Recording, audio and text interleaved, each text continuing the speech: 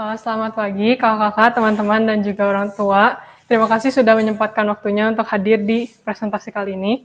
Aku Natasha, dan pada kesempatan kali ini aku akan mempresentasikan proyek-proyek apa aja sih yang aku lakuin selama aku di kelas 11, dan pencapaian diri apa aja sih yang aku rasakan selama aku berkegiatan di kelas 11.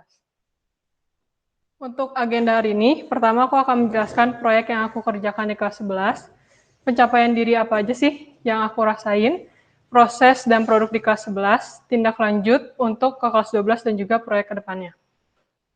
Pertama adalah proyek mandiri. Proyek ini adalah salah satu proyek yang dikerjakan di semester pertama.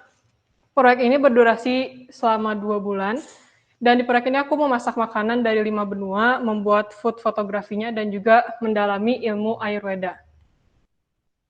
Nah, terus ini ada proyek kedua.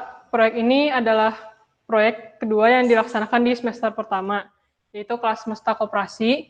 Kelas ini dilaksanakan sebanyak 3 kali. Pertama dengan Pak Basuki, kedua dengan Bu Hera, dan ketiga dengan Pak V.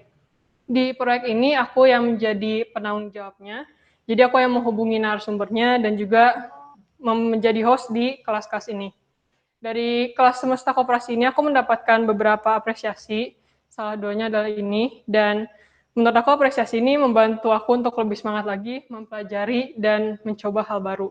Karena menjadi host di kelas semesta ini menurut aku hal yang baru, karena aku merupakan orang yang pemalu, jadi cukup sulit untuk bisa membawakan suatu kelas. Kemudian ini adalah proyek yang dilaksanakan di semester kedua, yaitu proyek Nyenek. Proyek ini merupakan proyek tindak lanjut dari perjalanan KPB ke Gambung, dan kami kelas 11 memilih untuk membuat produk makanan untuk mencapai goals LFA kita yang udah kita buat di semester pertama. Dan dari proyek ini, itu bisa mencapai goals pendidikan yang merata, ketersediaan pangan, dan juga ekonomi yang berkelanjutan. Selanjutnya adalah pencapaian diri aku selama aku ada di kelas 11. Jadi sebelum aku melaksanakan presentasi ini, aku mengisi Google Form yang diberikan kakak, dan ini adalah beberapa poinnya yang bisa aku jelaskan lebih lanjut. Pertama adalah mengalami kegiatan dengan 3 komunitas berbeda. Jadi kan di kelas 11 itu kita lebih fokus ke pengembangan diri secara mandiri, dan karena pandemi ini juga kita banyak kegiatan di rumah, jadi aku berinisiatif untuk mencari komunitas sendiri. Dan ini adalah 3 komunitas yang aku ikuti. Ada 1% dan Gerakan Suka Baca, itu komunitas yang bergerak di bidang pendidikan. Untuk verifikatornya ini ada sertifikat aku dari 1%, dan ini sertifikat aku dari Tampung Aspirasi, yaitu komunitas anak-anak muda untuk ya berdiskusi antar anak SMA dan anak kuliah. Ini ada sertifikatnya. Ini aku menjadi host di webinar yang diadakan oleh Tampung Aspirasi, dan ini sebagai sekretaris di Tampung Aspirasi. Kemudian poin selanjutnya adalah belajar keterampilan tertentu sesuai proyek. Pastinya dari ketiga proyek yang dilaksanakan di kelas 11 itu aku mempelajari hal baru. Di proyek pertama itu aku mempelajari Ayurveda, yaitu di proyek mandiri aku, itu aku mendalami ilmu Ayurveda. Awalnya aku sendiri nggak yakin aku bisa mempelajari ilmu Ayurveda. Kakak menyarankan untuk mempelajari ini karena berkaitan dengan proyek memasak aku. Akhirnya setelah mempertimbangkan cukup banyak hal, aku memutuskan untuk mendalami ilmu Ayurveda ini. Kemudian di proyek kedua, yaitu kelas semesta koperasi, pastinya aku mempelajari tentang koperasi, karena sebelumnya aku nggak tahu sama sekali koperasi itu kayak gimana, di dalamnya itu seperti apa. Jadi dari kelas ini aku belajar itu, dan juga belajar komunikasi. Gimana untuk bisa menghubungi narasumbernya, karena aku sendiri nggak kenal sama narasumbernya sebelum kelas ini berjalan. Jadi di sini aku belajar untuk gimana bisa berkomunikasi, selain itu juga gimana untuk nge-host suatu acara. Selanjutnya di proyek kedua, yaitu proyek Nyenek, aku belajar tentang bisnis. Bisnis ini tuh ya bisnis gimana kita mengatur keuangannya, karena di sini kita menggunakan sistem keuangan crowdfunding, jadi kita nerima uang dari investor dan kita harus bisa mengelola uang tersebut. Jadi selain keuangan juga aku belajar gimana sih untuk bikin suatu produk.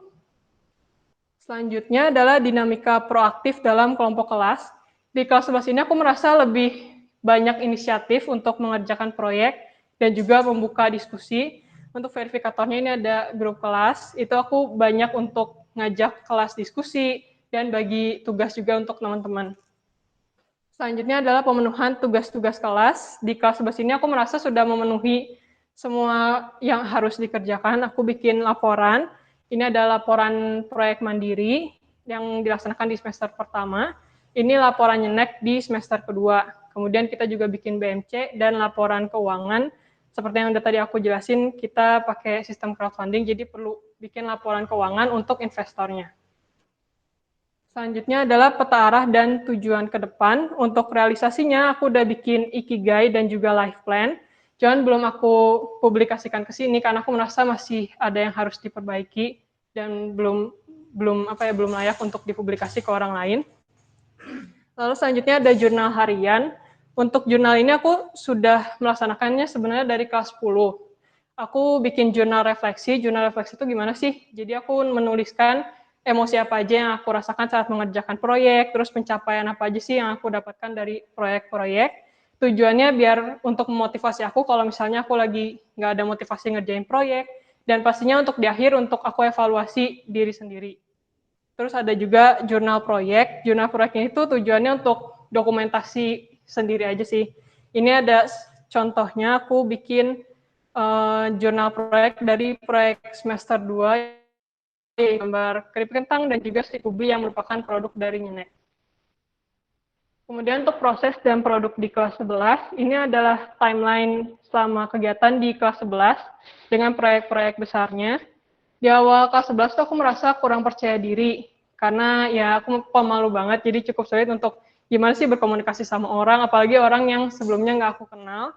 Kemudian kurang mahir menggunakan fitur online, kurang aktif saat diskusi dan proyek kelas. Kemudian relasi dengan komunitas tidak terjaga. Maksudnya tidak terjaga di sini tuh, kalau misalnya proyeknya udah selesai, aku nggak komunikasi lagi sama narasumber atau komunitasnya.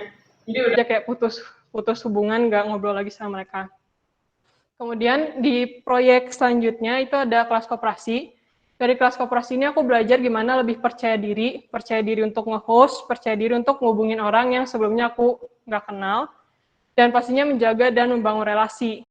Karena sampai sekarang sih aku masih berkomunikasi dengan narasumber dari kelas koperasi untuk update tentang koperasi di SMIPA tuh gimana sih sekarang. Kemudian proyek selanjutnya ada proyek mandiri. Dari proyek ini aku belajar tentang Ikigai dan juga LFA, belajar untuk berani mempelajari hal baru. Karena di sini aku memasak makanan dari 5 benua yang belum semuanya pernah aku coba. Jadi di sini aku harus bisa masak makanan yang belum pernah aku coba. Jadi harus berani untuk eksplorasi sendiri.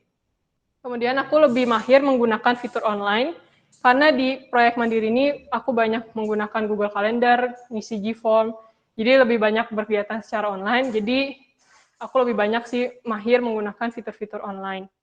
Kemudian lebih berani untuk menghubungi orang di luar lingkungan terdekat dan berkolaborasi. Karena di proyek mandiri ini aku berkolaborasi juga dengan beberapa orang tua SMIPA untuk food fotografi dan juga masak-memasaknya. Jadi di sini aku belajar gimana ya menjaga relasi juga dan gimana untuk ngajak mereka berkolaborasi bareng di proyek aku. Proyek terakhir adalah Nyenek. Di proyek ini aku belajar untuk berani berinteraksi dengan orang lain.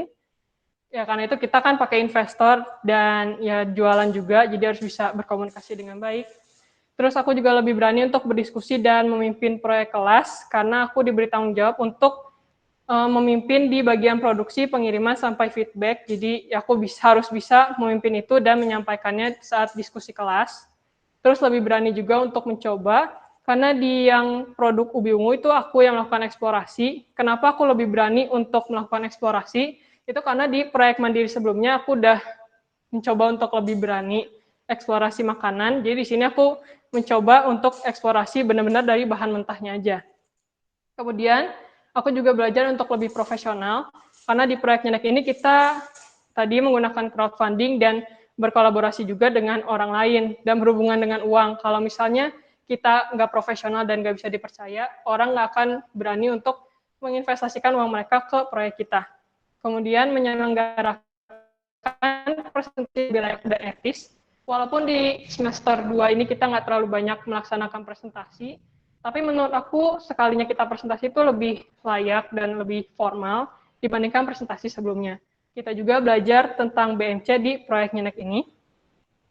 Kemudian ini pembelajaran yang paling berkesan pertama adalah membangun dan menjaga relasi. Karena ya di proyek-proyek ini kita banyak berkolaborasi dengan orang-orang. Jadi aku belajar untuk gimana sih membangun relasi dengan orang baru, gimana menjaga relasi dengan orang-orang yang sudah aku kenal sebelumnya. Selain berguna di kegiatan sekolah, pastinya pembelajaran ini juga berguna untuk kegiatan aku yang lain. Pertama ada dengan komunitas dan juga kerelawanan, karena kita kan nggak terus-terusan berkegiatan sama mereka, jadi kita harus bisa menjaga relasi sama mereka biar nggak putus hubungan juga. Terus udah gitu membagi waktu. Di sini sebenarnya aku udah belajar gimana membagi waktu itu dari lama. Hanya di kelas 11 ini karena di luar sekolah juga aku ada kegiatan, jadi aku belajar lebih banyak gimana menyeimbangkan antara kegiatan sekolah dan juga kegiatan di luar sekolah. Selain itu aku juga belajar untuk lebih fleksibel karena sekarang kan kita semuanya online, suka tiba-tiba nanti ada Google Meet, ada kerjaan dan lain sebagainya, jadi kita harus bisa membagi waktu dan fleksibel dengan jadwal yang sudah dibuat. Selain itu adalah percaya diri dan juga komunikasi. Di sini dimana aku bisa lebih percaya diri untuk ngomong di depan orang dan percaya diri dengan karya yang aku hasilkan. Terus gimana juga bisa berkomunikasi sama orang-orang banyak. Ini juga berguna untuk kegiatan aku yang lain, yaitu di komunitas, karena ya kita harus bisa berkomunikasi dengan orang yang sebelumnya kita nggak kenal. Dan pastinya berguna juga untuk aku, karena aku di sini juga sebagai model, dan model itu nggak cuma menuntut secara fisik, tapi dia harus percaya diri dan juga bisa punya kemampuan komunikasi yang baik. Selanjutnya adalah mencoba dan berkomitmen. Di sini aku belajar saat aku mempelajari ilmu Ayurveda. Awalnya aku nggak yakin bisa mempelajari ilmu itu karena ilmu itu kan cukup dalam dan sulit untuk dipelajari, tapi setelah mempertimbangkan cukup banyak hal, akhirnya aku memutuskan untuk mempelajari ilmu tersebut. Dan pastinya aku harus bisa berkomitmen dengan pilihan aku. Nggak bisa berhenti di tengah-tengah kan. Walaupun aku baru mempelajari ilmu ini dasar-dasarnya aja, tapi setidaknya sampai proyek mandiri selesai, itu aku berkomitmen untuk menyelesaikan dan mendalami ilmu Ayurveda itu. Kemudian aktif di sini seperti yang tadi sudah dijelaskan di awal, aku lebih aktif untuk berpendapat dan juga berdiskusi dengan teman-teman. Ini pasti berguna untuk kegiatan aku yang lain juga, salah satunya komunitas.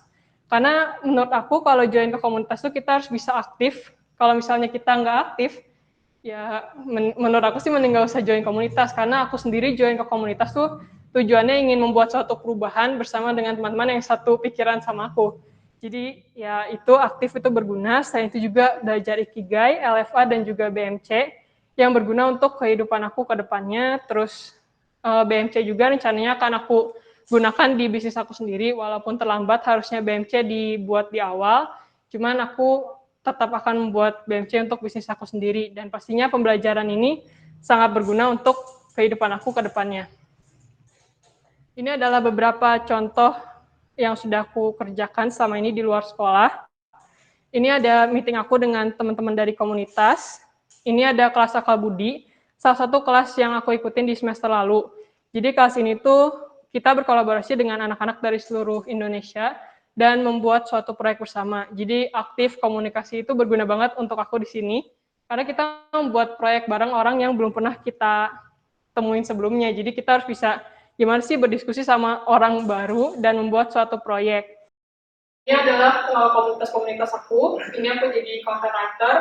Terus ini juga aku jadi teaching team di salah satu komunitas. Dan karena aku merasa lebih percaya diri di kelas 11 ini, aku berani untuk menerima tawaran menjadi narasumber di IG Live. Ini IG Live Tampung Aspirasi, salah satu komunitas aku. Ini di Gadis, majalah Gadis. Dan ini adalah webinar yang coming soon, akan dilaksanakan hari Senin nanti. Aku di sini dipercaya untuk menjadi host-nya. Kemudian selanjutnya adalah tindak lanjut aku untuk kedepannya akan seperti apa. Strategi aku di kelas 12 itu aku akan menyeimbangkan kegiatan di sekolah dan juga luar sekolah. Karena di kelas 11 ini aku merasa dengan adanya kegiatan di luar sekolah, aku jadi lebih bersemangat waktu mengerjakan proyek yang ada di sekolah. Nah, terus udah gitu membuat jurnal harian juga, seperti yang udah dijelaskan sebelumnya. Tujuannya yaitu agar bisa motivasi aku dan aku bisa melakukan evaluasi diri biar kedepannya itu lebih baik dan pastinya lebih berani untuk berdiskusi, berpendapat, dan berkolaborasi dengan orang lain. Dan ini adalah salah satu proyek yang rencananya akan aku kerjakan di kelas 12. Jadi proyek ini merupakan proyek yang lokasinya ada di Bali. Ini akan jadi proyek aku di kelas 12, tujuannya biar ada proyek yang bisa aku fokusin di luar sekolah dan motivasi aku lagi untuk balik ke sekolah. Tujuan aku bikin proyek ini adalah pertama meningkatkan pendidikan anak-anak yang ada di sana. Kemudian meningkatkan kepedulian masyarakat tentang sampah, serta membuat lingkungan yang berkelanjutan dan seimbang. Jadi rencananya nanti aku akan berkolaborasi entah dengan perseorangan ataupun komunitas yang ada di sana. Dan aku pengen meningkatkan pendidikan anak-anak di situ dengan belajar, mungkin bisa disebut mirip-mirip sama SMIPA. Belajarnya itu dengan alam, dan gimana sih kita menghasilkan sesuatu yang produktif dari lingkungan yang ada di situ. Pastinya juga aku pengen memberdayakan masyarakat yang ada di situ, jadi mereka ngerti gimana sih mengolah sampah, gimana mengelola lahan yang mereka punya, dan lain sebagainya. Sekian dari aku, terima kasih. Apakah ada pertanyaan?